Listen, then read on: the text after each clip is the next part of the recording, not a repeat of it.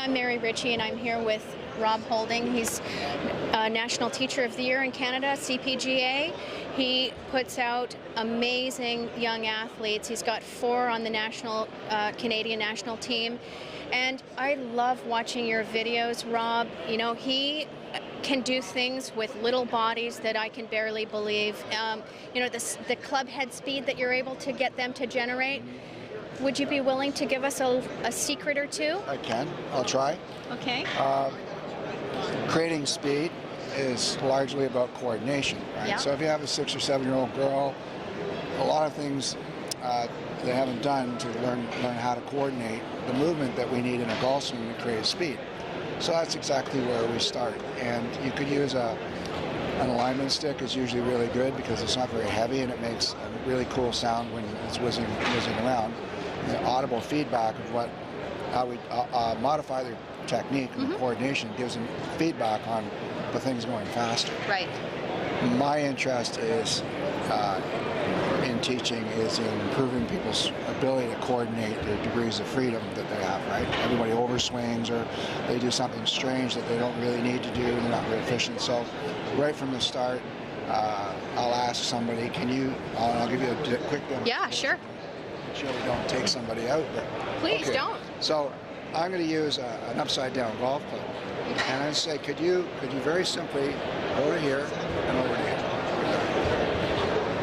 and could you do it quickly?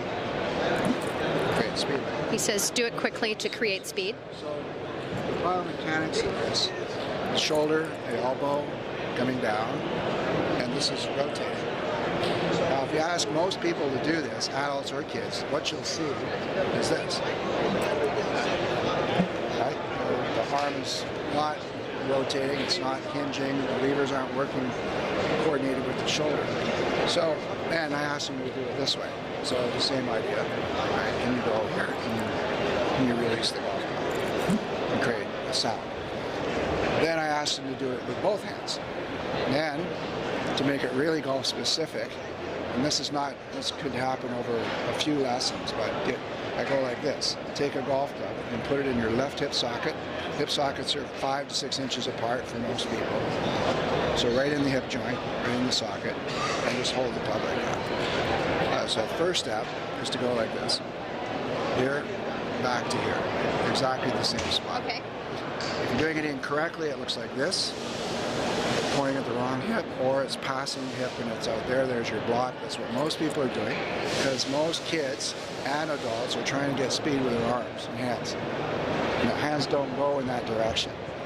They go in that direction. So if I go like this, I have lots of lag. This has to release. You get more angular momentum in the golf club. So at first, you'll see people always over there. And they have to learn to let the shaft release and get back to what we call normal, or more normal position. Okay, so then I get them to do it with the right hand and be able to stop. Then we do it really fast. This is where your question came in, and you start to see here. And you have to put the brakes on. You have to go as hard as you can. And now if you watch carefully, everyone watches the hands and the arms and the club. Watch the legs and the hips. They're using the ground really efficiently. They're firing, they're turning, but they're not spinning. They're not doing all kinds of stupid movements that they don't need to do to get the thing going. So we do these drills a lot.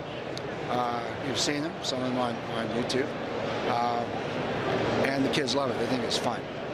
And just a caution, make sure that there's nothing in front of them that's going to get hurt or damaged. Because sometimes, I've had it happen a couple of times where the alignment stick will go right out of their hands from the centripetal force. Yes. And I think that's great, because the thing goes a mile and you go, wow, that was really, yeah, but that's the force that we're trying to create. And so just be careful, you know, obviously you use a little bit of care. It doesn't happen very often, but it could happen, so be safe. So that's one of the secrets, is teaching them how the upper body relationship works with the golf club.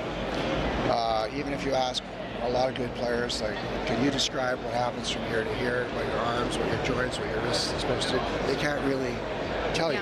That's right. And I like them to be able to tell me. Yeah. what they're working towards, what they're trying to build in the golf swing, that's going to let them have more manageable degrees of freedom to produce a more consistent path and a more consistent club face. That's it. So their swing may look, may take on its own unique characteristics. It's not like we're trying to put everybody the same thing, but we do know what makes the ball go towards the target, and that's what we're trying to teach people how to do. So it may look a little different, could have a different thing. The other thing that you'll find really cool, I get asked a lot, how do you get these kids to have compact golf swings? And my secret is that I've learned that if I get people to go, I'll just back up. So let's say you have somebody who's like that, and all over the place, and they're spinning out their hips. So feet apart, go to here, go as fast as you can from here to hit the ball. So just go boom and hit the ball. Follow through, just accelerate as fast as you can. Not too worried about where the ball goes. You're trying to get the coordination to create speed in a shorter space.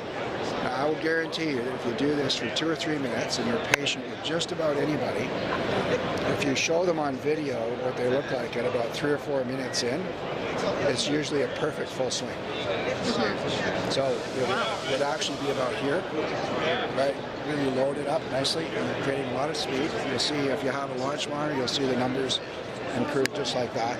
The distance is crazy, and they're going, I feel like I'm doing half a golf swing. That's the secret to my success, is I've developed ideas on how to get people's proprioception, their awareness of where their hands are, more in sync with the rest of the body movement and the ground. And that's all I do. It's not rocket science. I love it. You just gave away your secret. Yeah. Let me see if I can put that into play with my students. Yeah. Well, there's a little more to it, but you have to pay for that. Okay. No, all you right. don't. Well, thank you so much, Rob, for talking with me. As I say, I love what you do. Love watching your videos and your tips.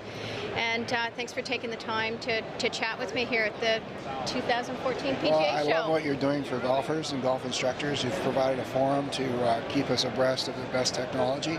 And I just bought some great new software from Swing Catalyst. Oh, fantastic. And so it's going to make it really easy for me to share a lot more information online. That'll be starting next week. So if you're interested, you can go to robhouldinggolf.com. That's Houlding. Thanks. Thank you. You're welcome. That was great. Yeah.